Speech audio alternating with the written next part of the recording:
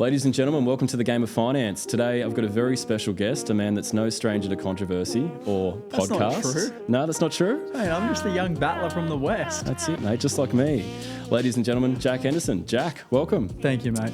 Mate, good to be here. It's good to be here as well. I'm on the other side of the mic this time. I know, this is wild. It's good. Great for me to be in charge for once.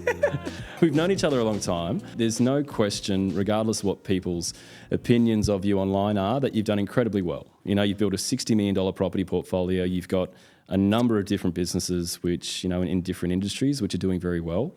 Some months. Some months, you know, but that's the game, right? The game of property, the game of finance, the game of business. But I guess what I'd love to do today is probably just sort of take you back a little bit and understand, you know, property obviously came first in your life, but business now is, you know, the central point of, I guess, where your expansion is. Yep.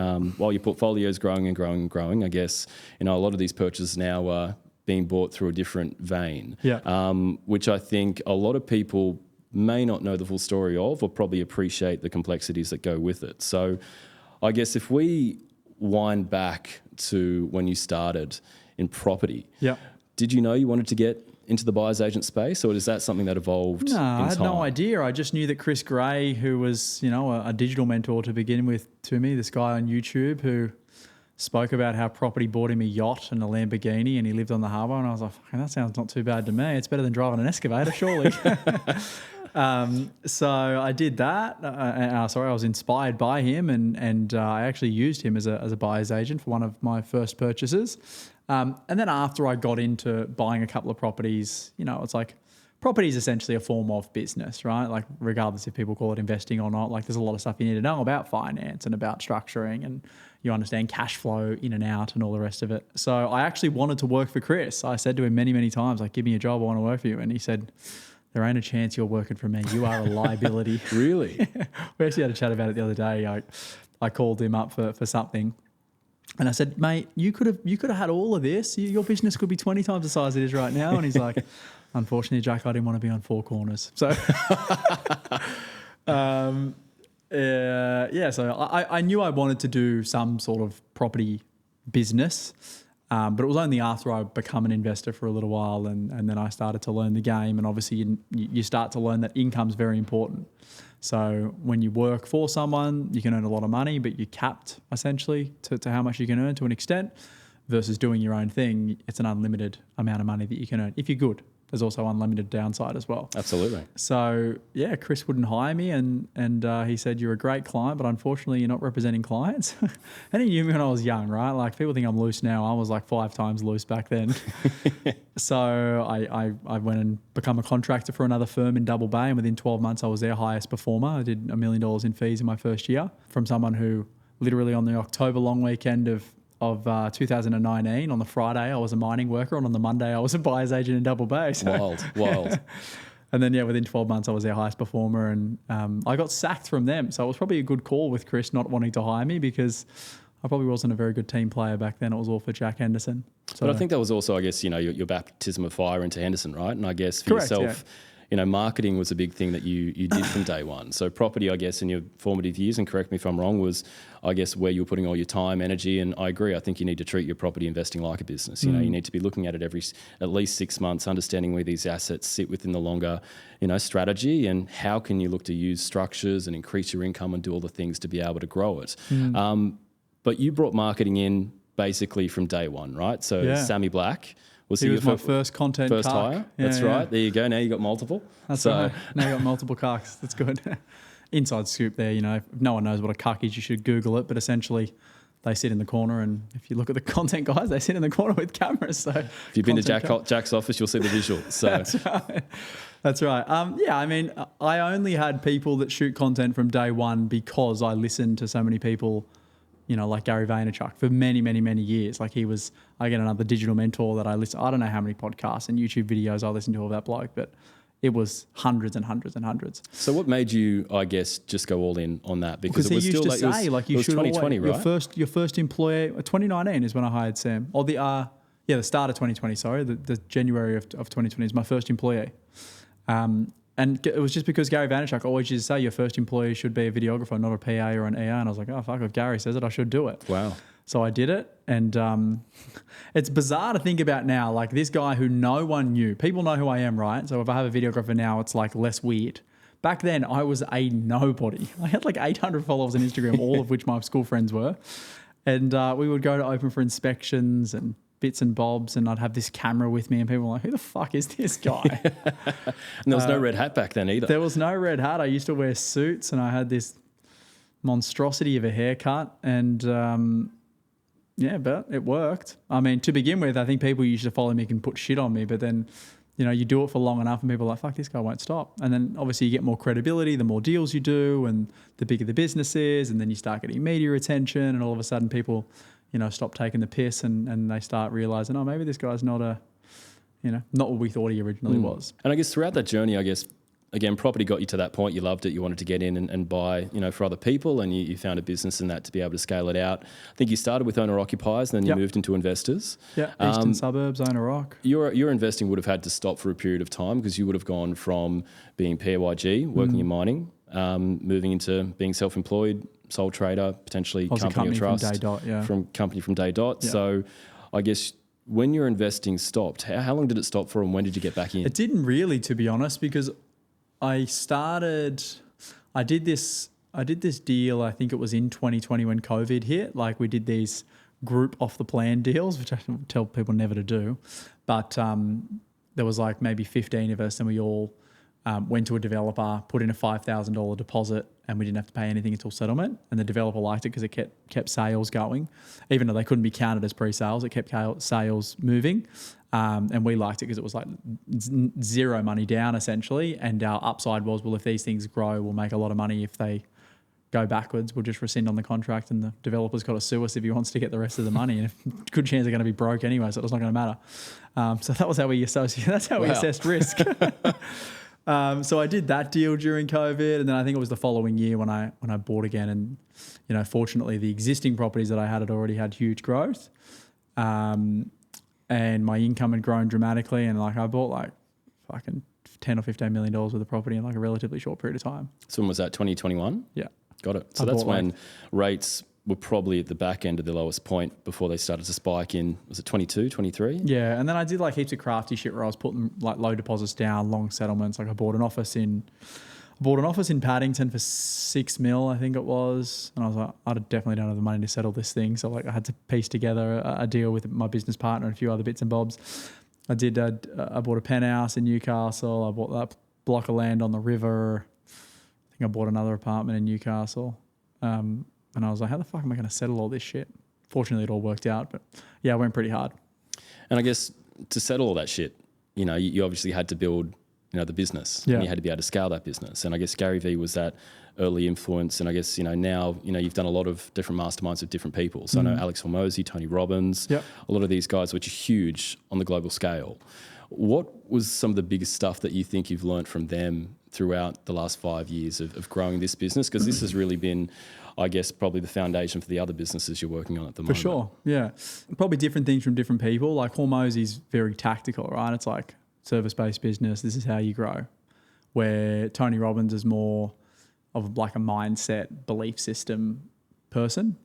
But I think at the end of the day, like everything in life is mind, like your mind. Like 99% of life is mind, right? You generally mentally give up or mentally think something's not going to work before actually it doesn't work or you give up. So that's probably the biggest learning is, and I've worked with heaps of other people. Like Jeff Jowett was an early coach of mine who, you know, was a pretty big coach in Sydney or Australia for a little while there. I don't know what he does now. I've, you know, been Taki Moore star. I've done so much shit, like so much random stuff. And you just take little bits from all of them. But so like, there's no sort of big sort of influence that changed the direction. It was really probably Gary V content. Like Chris you realised was a big the value. Influence from a business point of view. Like, you know, he was obviously an influence from a property investing point of view, but he was also someone who had a personal brand. Like back in his day, like YouTube was brand bloody new. There was no Instagram and stuff like that. And he had a TV show on Sky News. I remember I used to record it on Foxtel, you know, the Foxtel you could record shows and then watch them back. Yeah. I used to record it and then watch this like random guy, which is weird for a 17, 18-year-old, right? Watching like some guy talk about property on Sky News. Him and Charles Tarby used to do that show together. So he was like the big one that, you know, I learnt personal brand from on top of Gary Vaynerchuk. Tony Robbins has obviously been a big one for for mindset, and like how your belief system controls your life. And then just all the other things that I've gotten out of books and different people out of EO and YPO, and you just collate it all together and put your flair on it and keep pushing forward. So, but I guess there's probably one central thing that I see that you do that I guess it's different to most. The sheer amount of volume that you put together and you get out there. Yeah, I do a lot of shit. Is massive.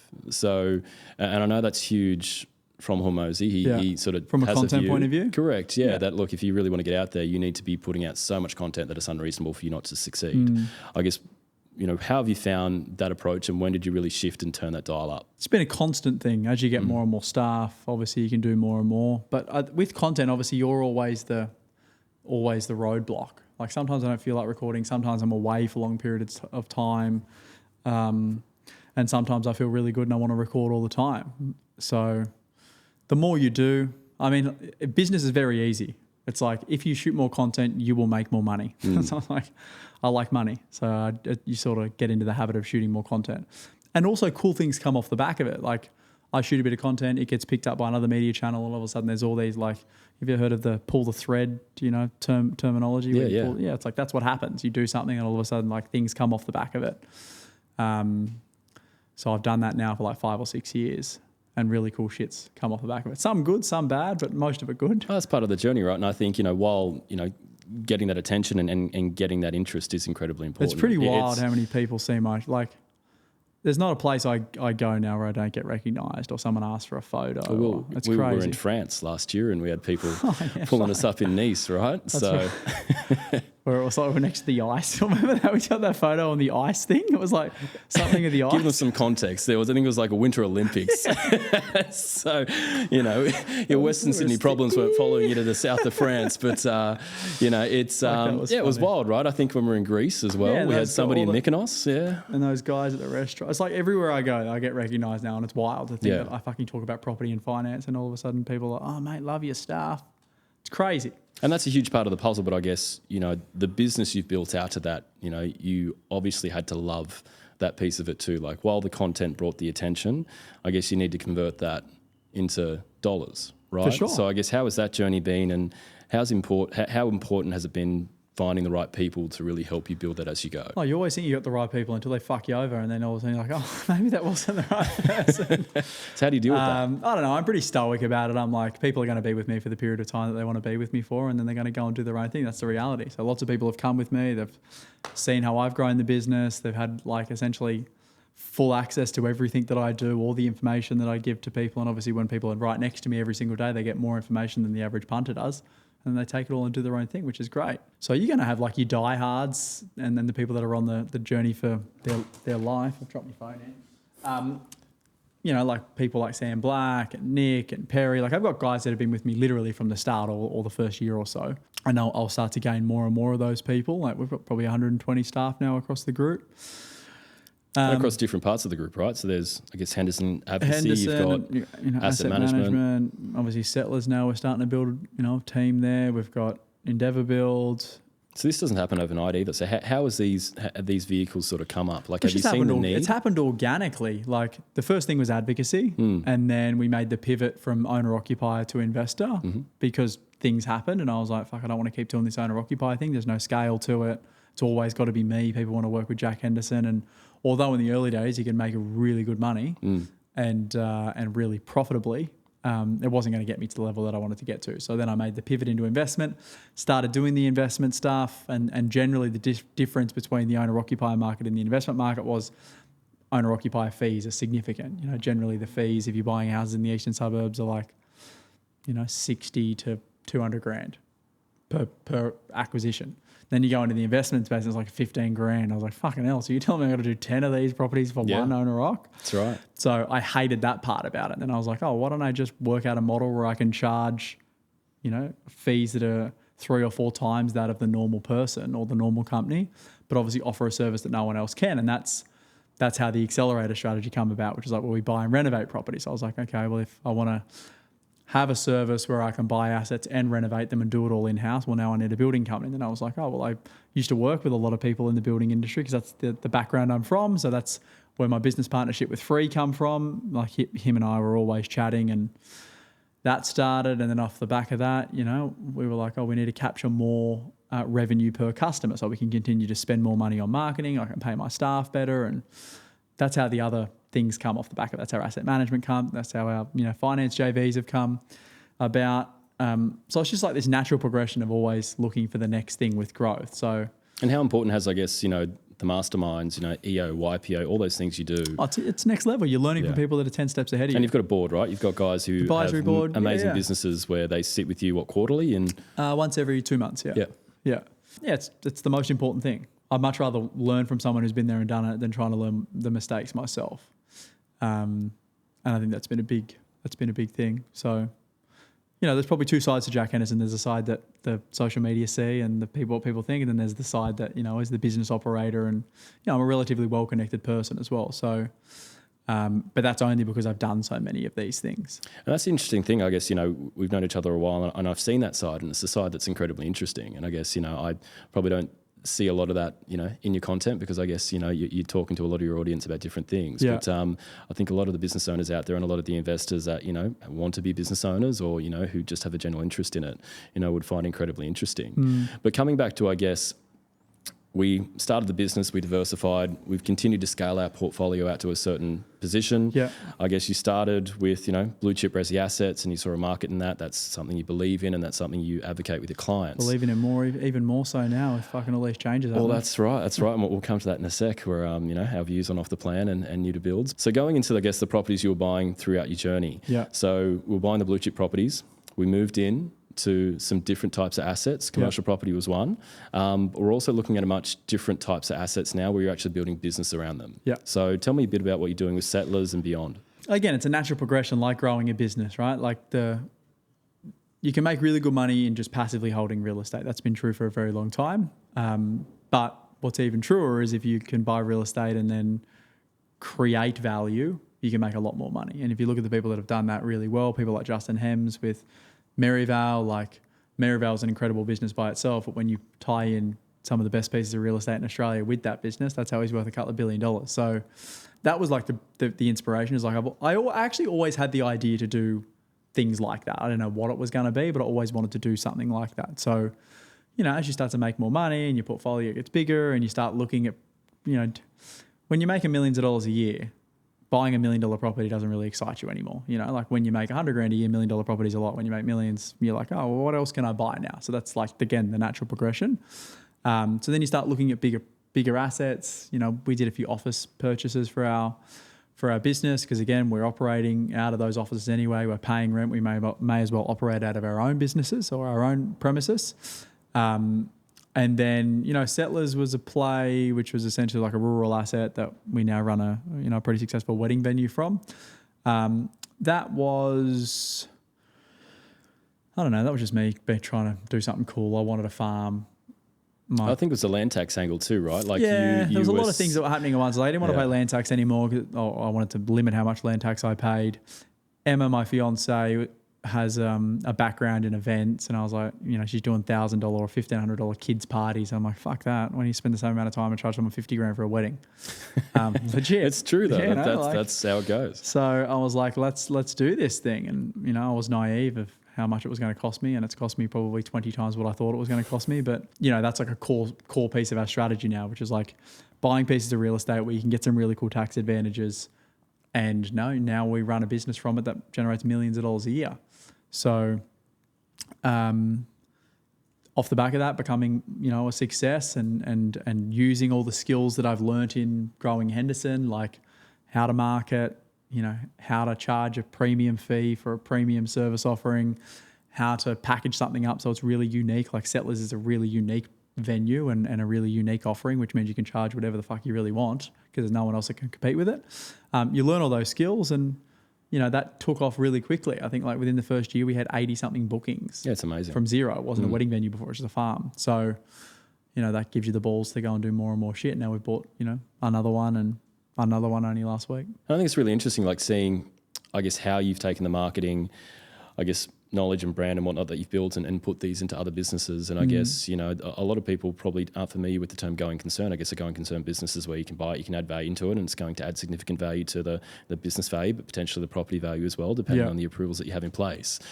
So I guess, do you see yourself replicating that out with these other assets? Yeah, that's really the only kind of asset I'll buy now. We do, you know, a bit of developing, and we're doing more and more of that. So like the office building we bought in Newcastle, you know, it's sort of 750, 800 square meters under roof now, or gross floor area, but it's also a site that we're going through the approval process now to build a 7-story apartment building there. So, you know, that'll be a commercial asset that we will end up developing down the track. Obviously now, because we're vertically integrated with our own building entity, we can build it ourselves and market it ourselves if we want to sell them. You know, and I'm doing duplexes and triplexes and shit like that. And that's just a really good way to be able to buy real estate and force value into it versus waiting for the organic growth to happen. Plus we get the revenue out of the building arm as well. And we get the experience out of it. So that's the big thing. Like my end goal is to have a fund. It's not to do client service work. So people who are working with us now, you know, it's a really, really amazing thing. But in 10 years' time, we probably won't have a client services arm, I'd say. Got it. It'll just be a fund. So it's that velocity of cash where, you know, you can buy something, add value to it, you know, not wait for, you know, the 7%, you know, average annual capital growth to really pay your bills. It's about how can we really, you know, add value. And I guess it's a land arbitrage as well with the farms that you've got, right? Because we're not talking about small few acres here like and there. Thousands of acres. That's right. And I mean, I've also now loving the primary production side of it as well. Like I've got cattle and I'm buying and selling, and it's fucking fun. How much cattle do you have? At the moment, it's winter, so I think maybe 70 head or 60 head or something like that. It's not massive, but like it's still fun. So are you out there rolling the bales? No. No? I was going to say, but I'm looking at someone those rolling Birkenstocks the bales. are way too fresh. No, like when I'm out there on the weekends, I'm, you know, doing shit, but I'm definitely not doing the stuff that all the other guys are doing. So you sublease it, or have you got a farmer? No, we just got staff out there that run Got it. We're going to have staff out there regardless, right? With a property like that, you need to have staff. And with, you know, you're running a wedding venue, so it needs to be beautifully manicured 365 days a year. And then we've got people that, you know, run the cattle and all the rest of it. But then, you know, the thing about always looking forward or always learning from people, like I got people in my YPO network now where I'm like, makes me look like such a peasant. And it like opens up other parts of my thinking that I wasn't usually, like one of the guys I'm really close to, he's big in the build to rent space. And when I say big, like big. And, you know, learning about his model and how he invests in real estate and how he runs his business. And, you know, so now I'm like thinking about it completely different. I'm like, how the fuck am I building to sell these things? Why don't I just go and build, develop and, you know, have tenants for life in those assets? It's good for the world and, you know, it's good for me. So that's the learning piece. It could be very good for him moving forward with all the big changes. But it's massive. It's just and you don't know that stuff unless you're in the circles where people share openly about what they're doing, the numbers behind it, the model behind what they're doing. People trying to find those circles, I guess, you know, YPO, EO. You got to spend money. You know, it's not cheap. Yeah. You know, I guess if you were to say you're an investor with a couple of properties under your belt, like how would you seek out those kind of people? Because I'm sure a lot of people reach out to you and say, hey, can I buy you coffee? And you're probably not interested with having coffee with 20 people. You know, you'd probably try, but it's not possible. You just got to find your in. So like my first one was Chris, right? So I used to go to his events that he ran. He'd do in-person events where you buy a ticket to a seminar. And obviously for him, it was like a lead generation tool that he'd sell into. But for me, it was to learn and to get close to him. And then he had this charity auction where he sold an hour of his time for $1,500, which I bought, and that ended up turning into a 2-hour lunch down at Kingsley's at Woolloomooloo. And then off the back of that, he said, "Oh, why don't you come to this party that we're having in a couple of weeks' time on Sydney Harbour?" It was on Ghost 2, which is the first time I'd ever been on a boat that big. A bit different to a bay liner that was on the Hawkes River, you know. And that was it. And then from there, you know, I met other people that were on the boat that day who were in EO, and that's how I come into contact with people in EO. And then I was like, oh, what the fuck do I need to do to get into EO? And I was like, this is the revenue you need to hit. This blah, blah. And I was like, all right, that's a goal. And then I hit that goal and I got into EO. And then as soon as I joined EO, I was like, what's the next stage above this? And I was like, YPO, which was, I was years away from it, but I now had a goal. And as soon as I hit that goal, which was last year, I joined YPO straight away. And then, you know, from doing content, these are other cool things. Like, I met a guy by the name of Frank Grief, who a lot of people would see online. He reached out to me and wanted to become a client when he sold the business. So, you know, we started buying property for Frank. Frank and I got close through business. He got invited to go to Necker Island through the CEO magazine because I think he won CEO of the Year. And he didn't have anyone to go with, and he asked me. And I actually said no at first. I was like, I don't really have the money to go, because it was like fucking $100,000 for a couple of days. And he's like, oh, okay, well, what about if I paid for half and you paid for half? And I was like, fucking oath. Wow. So he paid for half of, the trip, and I went with him, which is amazing. So like, cool things like that happen with social media. And lots and lots of cool stuff has happened now because of just me building a bigger brand. Obviously, as you become more of a person people want to hang out with, you start to get invited to other cool things, and but it all starts with putting yourself in the position to be able to have those things happen to you. Yeah, become that average of the 5 people that you hang out with and aspire to be like. Yeah. But I guess off the back of that, you just ran 100 miles on the weekend. It was fucked. So it's good to see you looking, awake. You weren't yesterday morning. No, it wasn't good. It was annoying. How's that factored in to, I guess, business, property and life, just doing hard shit? Because running for what, 28 hours or something? What's that saying? 33. Well, we count 5 hours. What's that saying? It's hard to get out of bed when you're in the silk sheets or some shit. Yeah. You know that saying? I know what you mean. Mayweather I don't know used what to it say fully all is, the but time. yeah, I get it. I can't remember the name of it. It's true. It's like, it becomes much harder to do things when you have money. Way harder. So like, you don't understand that until you're in that position where you're like, I don't really need to do this shit now. So by doing things like that, which money doesn't change, I can tell you whether you're worth $1 billion or $1,000, it doesn't change how hard it is to run 100 miles or 200 miles. So that's why I like doing those things, because it just reminds you how much of a piece of shit you are. Well, I was going to say, like, you were not happy with yourself, I think. Was it last year when you did an event? No, I did. You got some stress fractures in your leg and you had to stop, and you were just livid with yourself. It was fucked. Yeah, because I'd never not finished an event. Like I'd done so many events. I'd ran 100 miles. I'd ran 200 miles. I'd ran 200 Ks. I'd done, plenty of 100K races. And then I did a 240K race, which is called the Coast to Cozzy, which I have to be selected to do. And I was like, I'll fucking shit this in. And then I fractured my leg, and I was like, fucking so dirty on myself. And then I lost that momentum. You lose that self-confidence because you're like, oh, maybe I'm not that good. So how did that sort of shape? I think you said, after that it sort of rattled you a bit, not just in I couldn't run running, after but that. That was the most annoying thing. I couldn't, usually I would just go and do something straight away and make up for it, but I actually couldn't because I couldn't run. Right. So do you feel like that's your anchor in terms of just keeping you it's just where an you easy need to thing be to from do a running thing, a running perspective? It's like hard. Yeah. And I semi-enjoy it. It's easy to do. I don't have to go to a gym or anything like that. I just get up in the morning, put joggers on and go for a run. And it's fucking hard doing really long shit. It's really hard. So I guess that satisfaction, is that where you sort of really get your kicks? Yeah, doing that kind of stuff? After you finish the event is satisfaction. During it is the worst.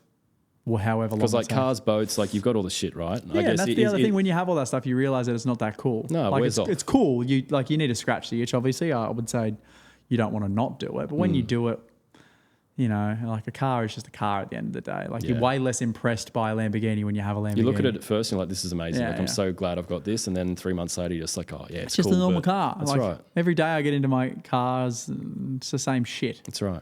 Same as boats and all that shit. I was going to buy a big boat recently. I'm so fucking glad I didn't buy that boat. But it just becomes the same thing. Last week I was in Hamilton Island on a super yacht for a week. It was a friend of mine's boat. And I'm just like, when you really think about it, it's like, fuck, you've got an incredible life. But it becomes norm. That's the issue. Well, say your best boat's your mate's boat or something. Yeah. When it's not your boat. It's true. But yeah, that's interesting. And I guess... And the interesting thing is what people are always most impressed about when I meet them is the events and stuff that I've done. Right. I know some billionaires, and I was with one last week, and he don't give a fuck about any monetary or arbitrary successful thing. But when I was like, oh yeah, when I land on Thursday, I'm going to run 100 miles as soon as I land. He's like, couldn't get over that. And the first person to message me once I finished was him. Hectic. Because they like that shit, right? They know 100%. How hard that stuff is. So that's also cool. It's not many people can do it. And when you do it, it impresses people that you want to impress. Yeah, it's unreal. With the money stuff. And I feel like a lot of people who do those events, there's a lot of very wealthy, affluent people who do that. High performers. The best people are not though. The guy who won the event. Oh, the ones who actually winning it? Okay. Yeah, they just I guess that has to be a job in itself. They if wouldn't you're have doing $2 to their name. And it's just so fucking crazy how elite they are. Yeah. The winner done it in nearly half the time it took me. And I was moving. You're not sleeping in that on those runs. You're constantly moving. Well, how much elevation? 7,000 meters. Fucking It's like climbing Mount Everest. Over 100 miles, that's a lot. I've done more events with more elevation before, but they've been longer events. So, and it's brutal elevation. It's fucking Blue Mountains is all rock and stairs, and it's not fun.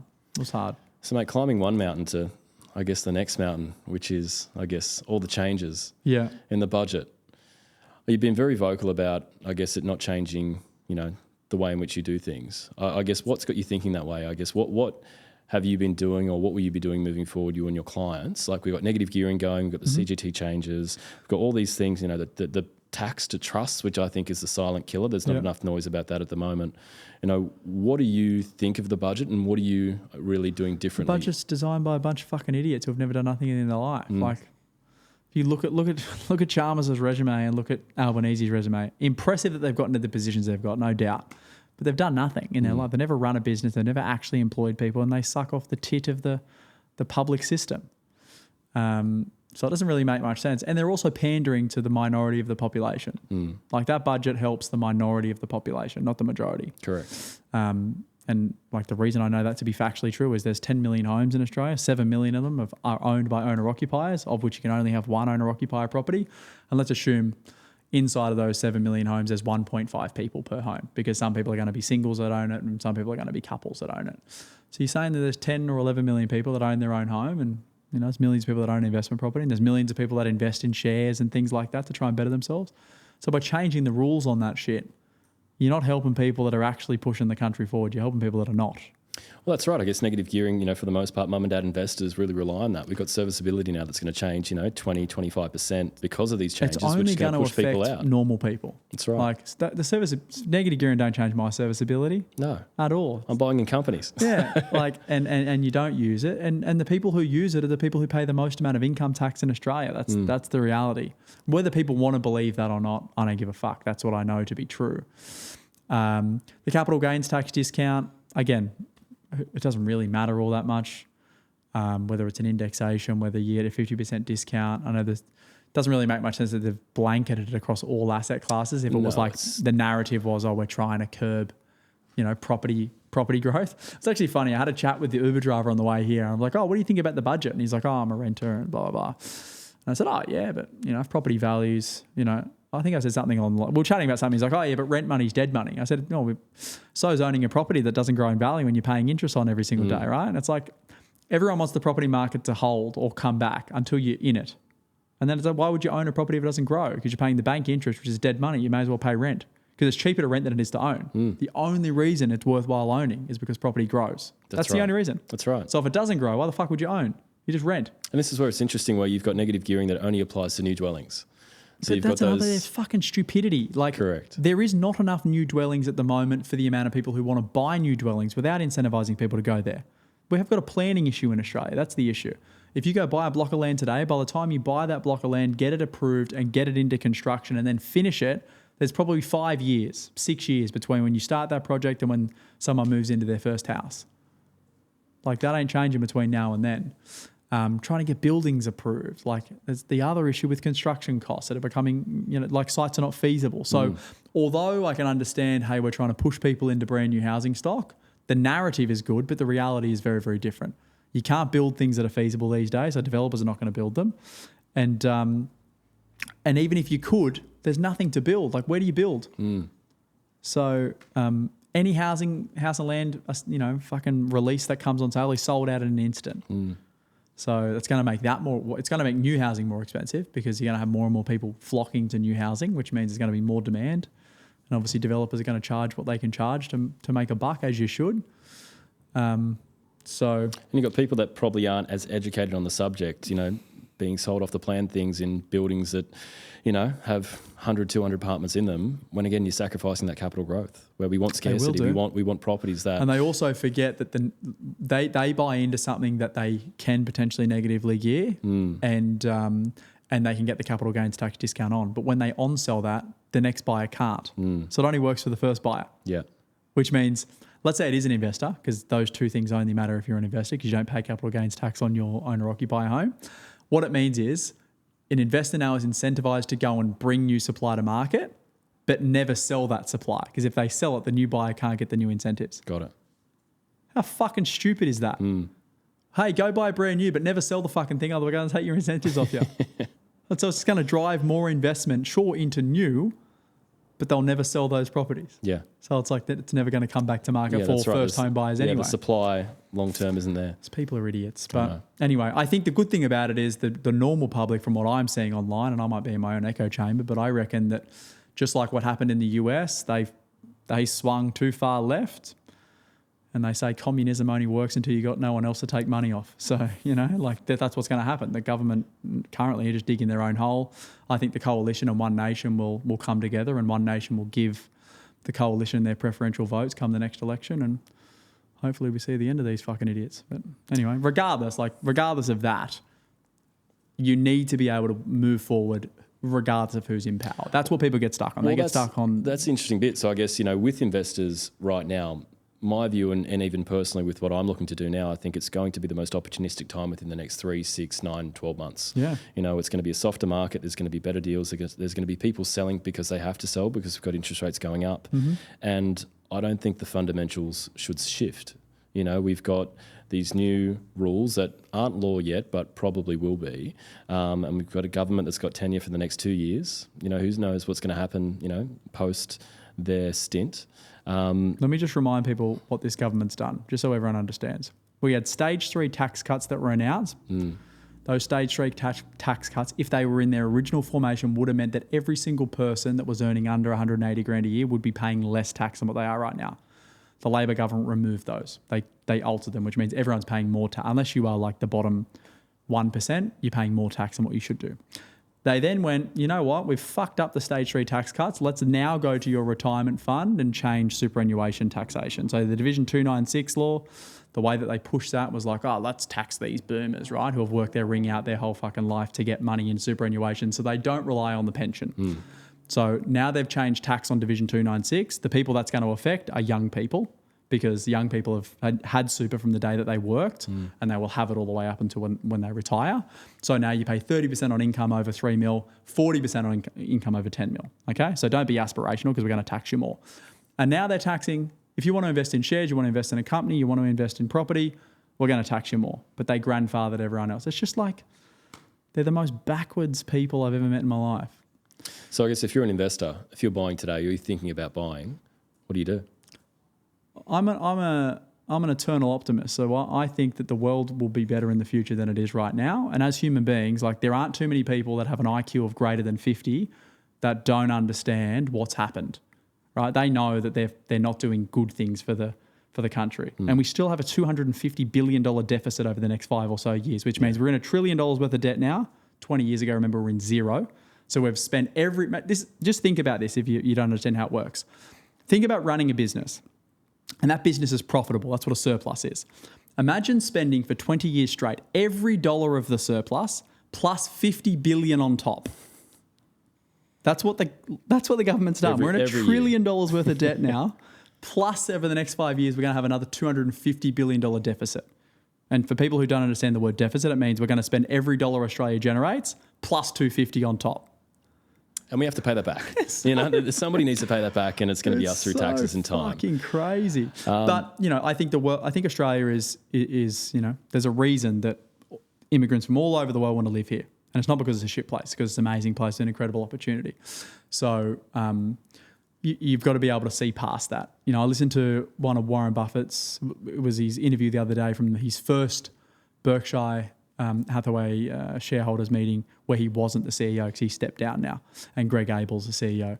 And, obviously all the questions he was getting peppered with is, what do you think about the economy, blah, blah, blah.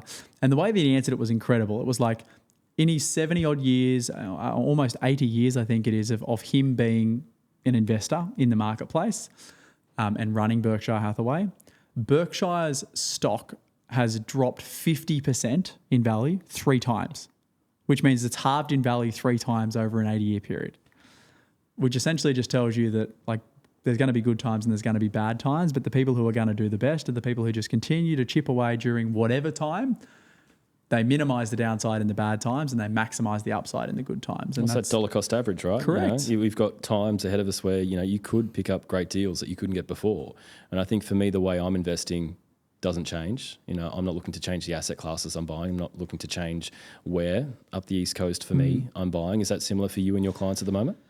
All I know is that if they're disincentivizing investors now, that's what they're trying to do, and they're incentivizing owner-occupiers, markets that are dominated by owner-occupiers are the ones that are going to fare the best because they're the buyers that are going to continue to buy. And it's generally more affluent suburbs, right? Correct, yeah. You want to be buying in areas where there's 70+% owner-occupiers. So like there's a lot of areas now that investors are pushing investment stock and like they're only like look at Darwin, for example.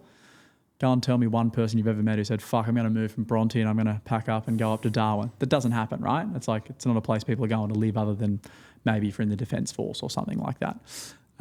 So people who are buying there, it's all investor driven, which means if investors stop buying there, and then maybe some of the investors that are currently there have to sell because they want to, who's going to buy that stock? It's not going to be owner-occupied. So you're going to take big haircuts. No, it's interesting, mate. And look, I think what has been great about today is probably just understanding a bit more behind the scenes with yourself, what you've done with business, how you've brought it to where it is today, and how much I love. That's actually how much I fucking hate useless people. Well, you've never been a big political guy, right? You've always kept yourself very apolitical, but I think what's come out in the last couple of weeks has make people take a view and vocalise that view probably more than people have before. I love policy. I love people who you can clearly tell whether they're doing something good or bad for society, and my belief system is there ain't much good coming out of it. And people have short-term memories as well. And I think you need to keep doing what you're doing. The great thing about social media now is that, everybody has a voice. There's a lot more control. I'm going to be the Abby Chatfield of the real estate sector. Please don't do that. Come next election. I reckon she had so much influence over the last election. Whether I agree with her or not doesn't matter. But really? Okay. I reckon I saw a video of hers every fucking third scroll. So she definitely had influence. I think she disappeared off the face of the earth now, but I'm definitely going to be vocal in the next election because I definitely don't want these scumbags to get back in. So, well, mate, you see what is happening now on socials. It's amazing, and I think it's only going to continue. But mate, today's been great. Appreciate your time. Thanks for being here. And thank you, Albanese, for raising rents. Tip my hat to you. Let's go.